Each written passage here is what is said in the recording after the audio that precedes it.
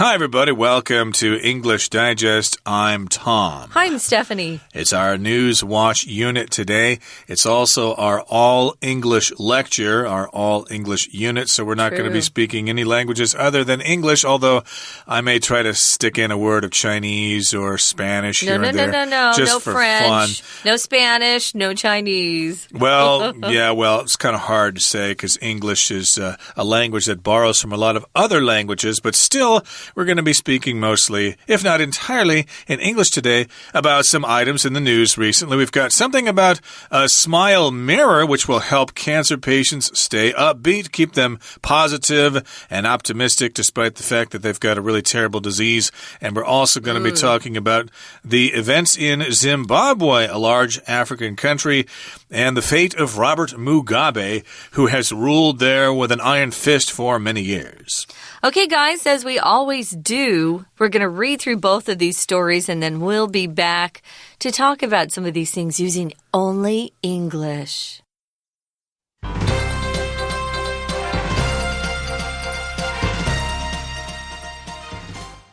Smile mirror to help cancer patients stay upbeat.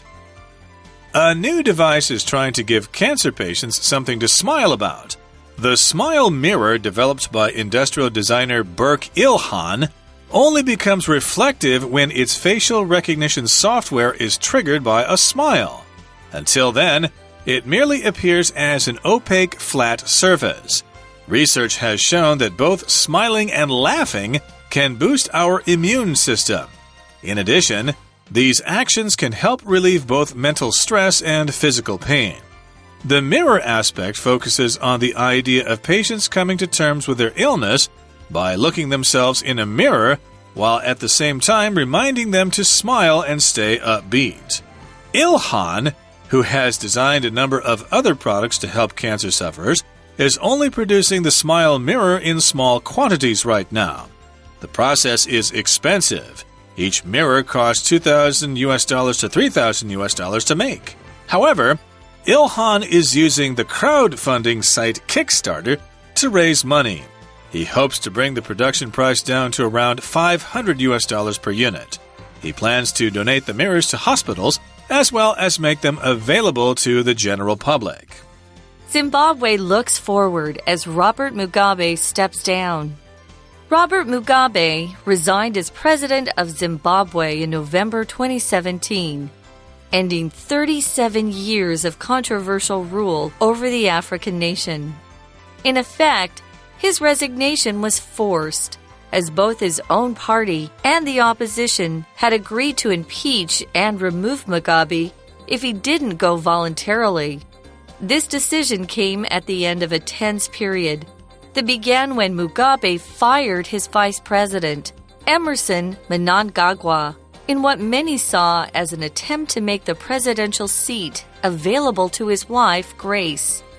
Mnangagwa, however, has many friends in Zimbabwe's armed forces, which placed Mugabe under house arrest.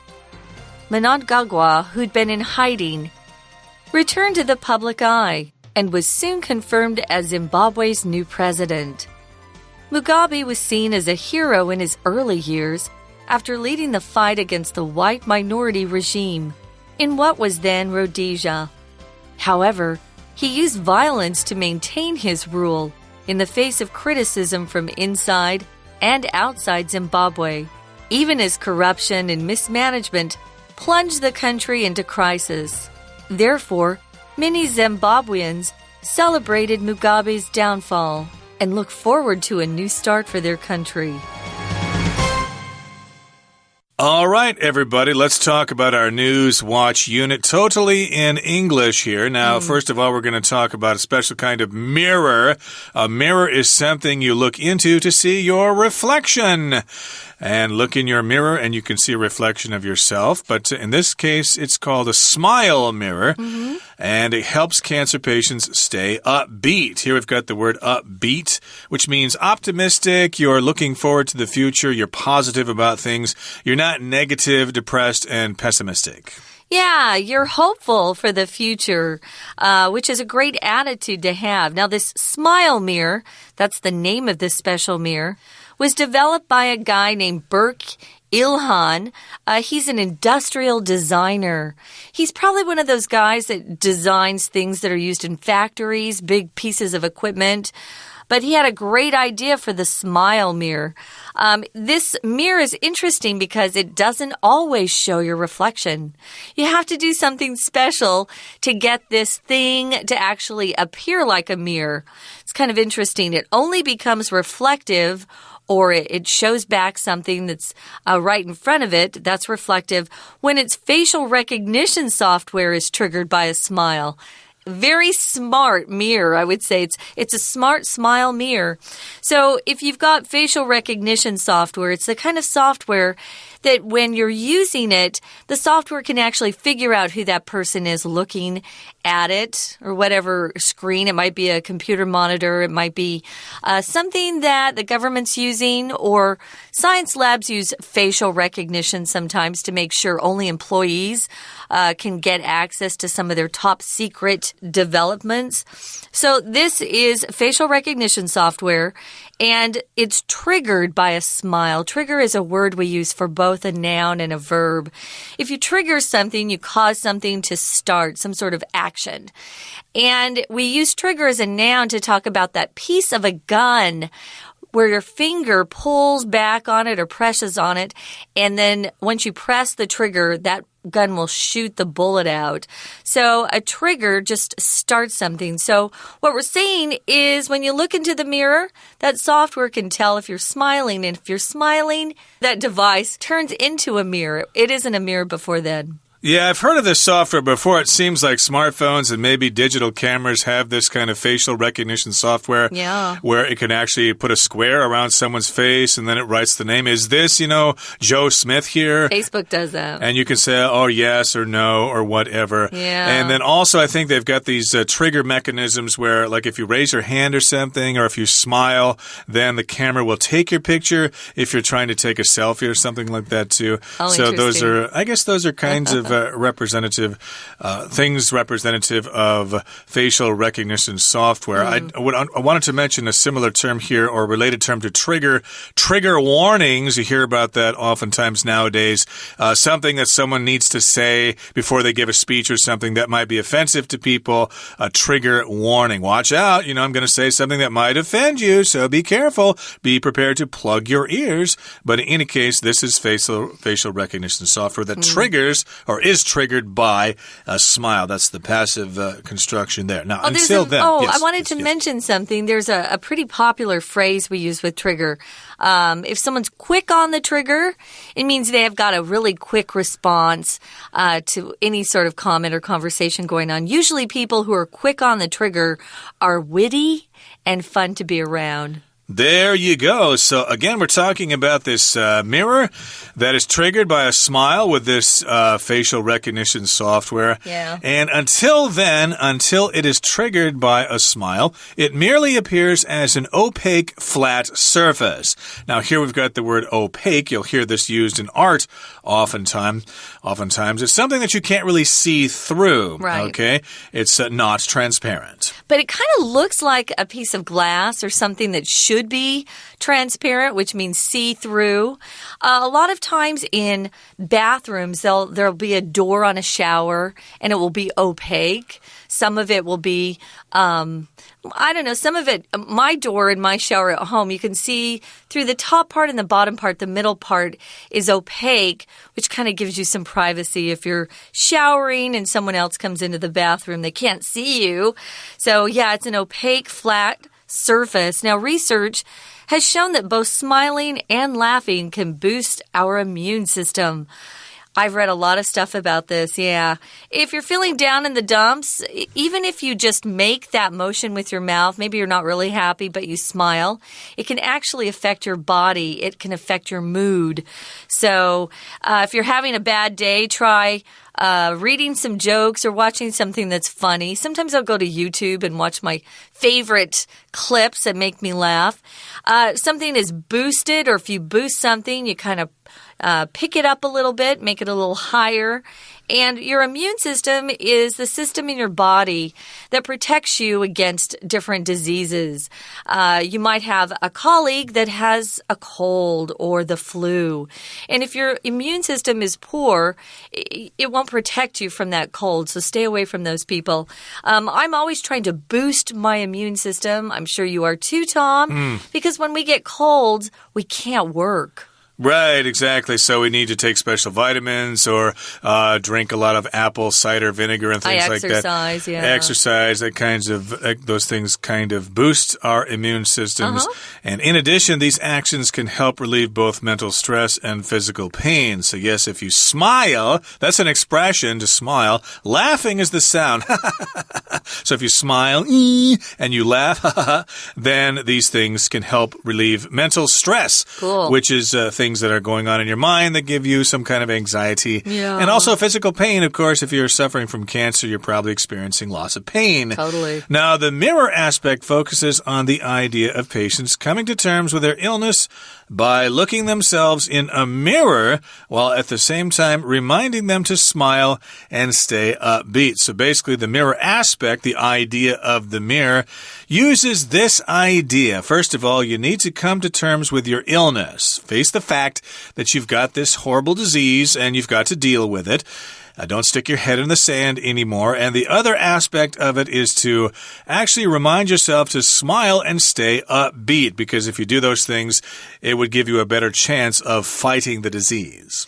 You know, I just noticed a couple words here that are interesting, probably to new learners or people who are just starting with English. They might think, why isn't there an at there?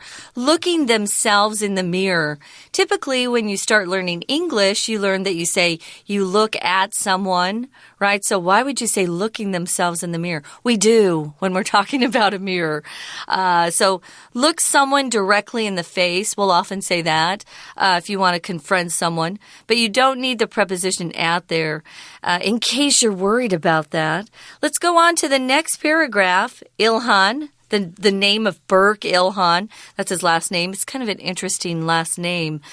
He designed, or he has designed in the past, a number of other products to help cancer sufferers. It is only producing the smile mirror in small quantities right now. I wonder if his life has been impacted or influenced by someone who's suffering from cancer, maybe someone in his family, and it got his creative juices flowing, and he came up with some of these new inventions. I love people like that. Right, he had some incentive, yes, maybe himself, a relative, a family member or something, so he decided to design this product. But it's in small quantities. He produces the smile mirror in small quantities right now because the process is expensive. It doesn't come cheap. It costs a lot of money. Each mirror costs between $2,000 to $3,000 US. Woo! However, Ilhan is using the crowdfunding site Kickstarter to raise money. You probably have heard of that. If you have some idea, but you need somebody to help you out with that idea, you can go to Kickstarter and say, I've got this idea for a new product. You know, would anybody be interested in investing in this idea? And, you know, if it pays off, then you get some profit. Yeah, crowdfunding uses just everyday people like you and me going to this site and thinking, oh, I like this idea. I want to invest in this idea. Sometimes it's hard to get money from investors if you want to start your own company or you have a great product you want to develop. This is what we're doing nowadays. There are several sites. There's a GoFund site that does similar things. Kickstarter, though, is a way to get new companies off the ground, get them going. So he hopes to bring the production price down to around $500 per unit. If you don't have a lot of units that you're making, the cost per unit is very high. So I hope he gets a lot of people interested in this, excited, so he can get some cash and really bring the price down. Now, he plans to donate the mirrors to hospitals as well as make them available to the general public. So that's a good place to put them is in the hospital, especially when you've got a lot of people going in there for chemotherapy.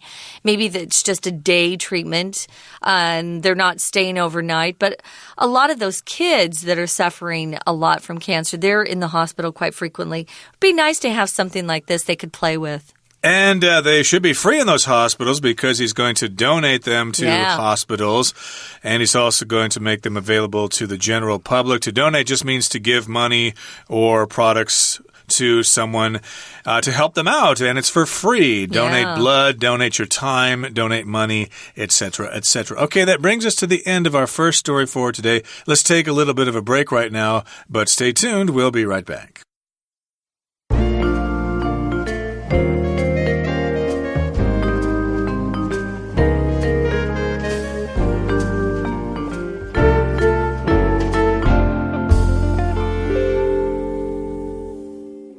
Okay, guys, this is a political story we're going to dive into. We probably have been exposed to this guy, Mugabe, a lot more than the next guy, whose name is difficult to pronounce. Mnangagwa. Good try there, yeah. Say it very fast.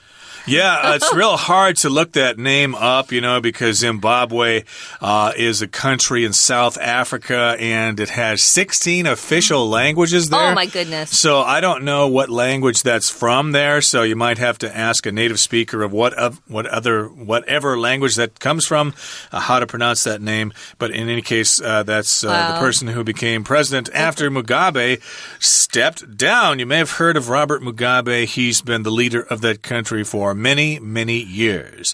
So Zimbabwe looks forward to a future as Robert Mugabe steps down. I guess he was kind of a president there, probably a dictator, I suppose, probably not standing for elections or anything like that. He calls himself a president. He was a president. Okay. Some of these guys who are presidents like Putin in Russia they are dictators, so they might be elected. It looks like they were officially elected. People voted for them.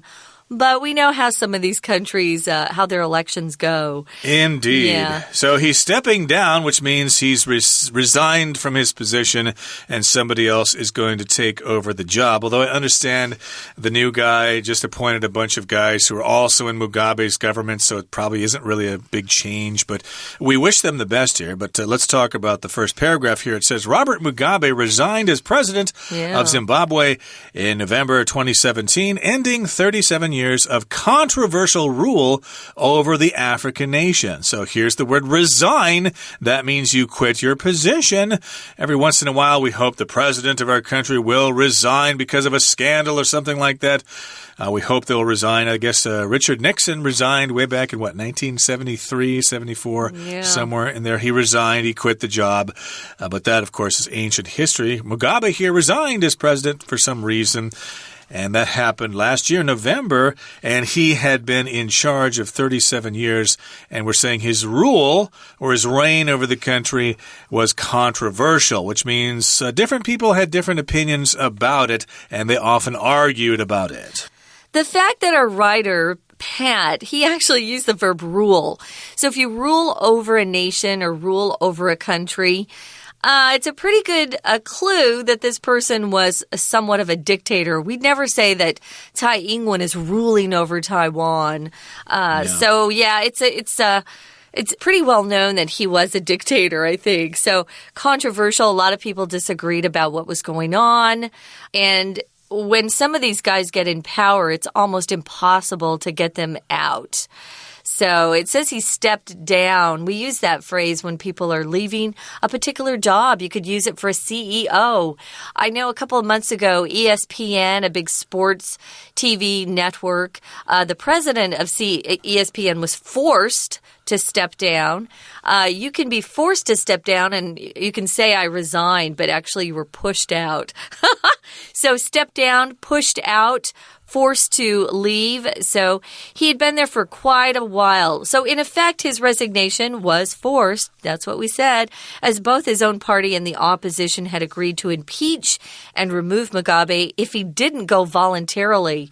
If you impeach someone, it means, especially in a political office, it means a group.